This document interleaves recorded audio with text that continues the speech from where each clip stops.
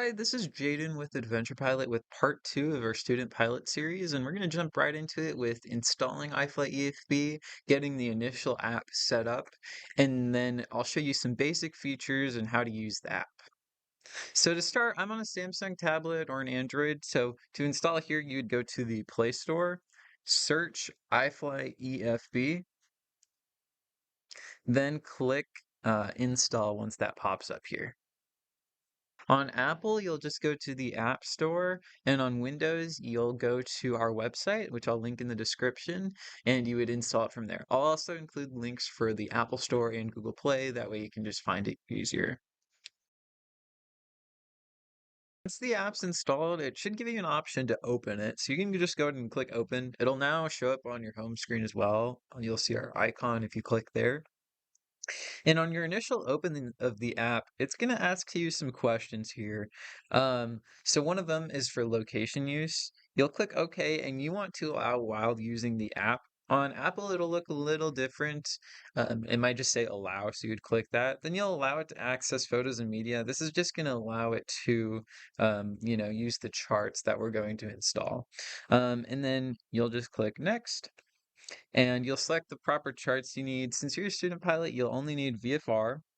And then if you need helicopter charts, you would select yes, helo, but we do not need them, so you'll click no thanks.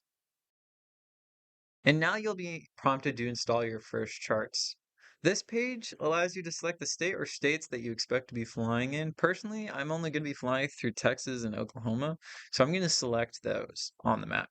You'll notice the key at the top, white means it's not selected, red means you do not have the charts or they're expired, green means that you have the charts installed and they're all current, and yellow means that you have the current charts installed, but the next chart cycle is available for download as well.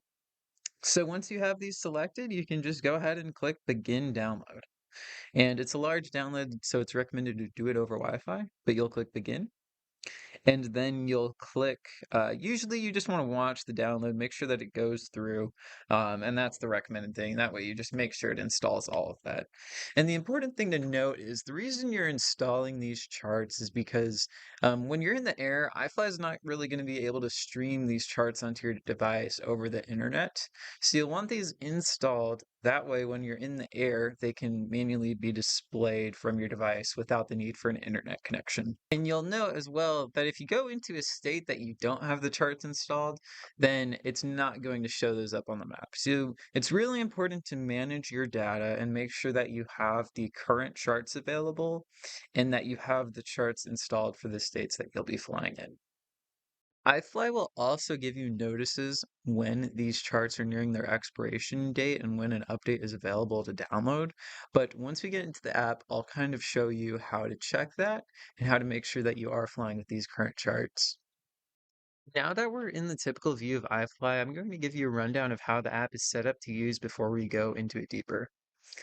You'll notice that the current moving map is displayed. You have a variety of instruments towards the top of the screen, and then you have some buttons towards the bottom. So, whenever you're using the app, you'll notice that it's pretty intuitive in the sense that usually wherever you click, you can find information about that spot, and all the information is usually within 1 to 2 clicks. So, I like to teach the app in about four main button presses that you need to know. So, the first one is obviously if you scroll somewhere on the map, let's go over to North Texas Regional. We can zoom in on it on this chart. And if you tap on it, we're going to get information for that spot. So for North Texas Regional here, once we tap on it, it instantly tells us information about the airport. And then we have a few more tabs. So we can click weather for information about the current weather there. Airspace, it lets us know it's a class delta, and navigation, which kind of just tells us the elevation there, the distance, and the direction to it. So that's one of the button presses. The next one we can look at here is flight planning. So this is the second one. And here you could create and enter your flight plans, right? So if we click enter flight plan, let's say I want to fly from KTKI, where I'm at currently, over to Ardmore. I can click KADM.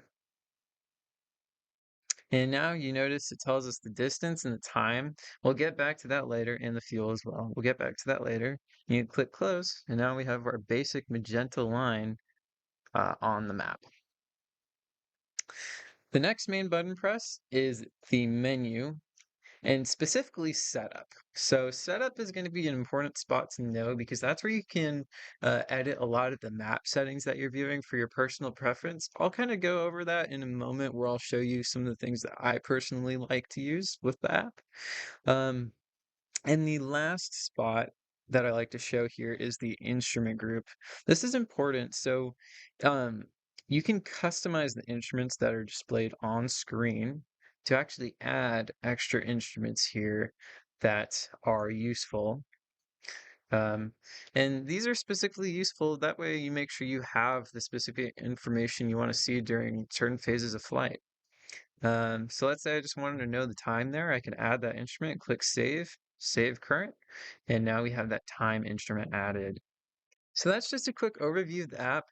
It's really easy to find what you need. So with any of those four menus I showed you, if you have something specific you're looking for, um, just based upon that, you probably can find it. Just look to where you would expect it. So if I want to find information about a spot, touch it. If there's some setup thing that I want to change in the app, you would click menu setup. If I need to create a flight plan, you'd click flight plan. And if I'd like to change the instruments that are being viewed, if I need a specific piece of information, you can click Instrument Group. Thanks, guys. See you in part 3.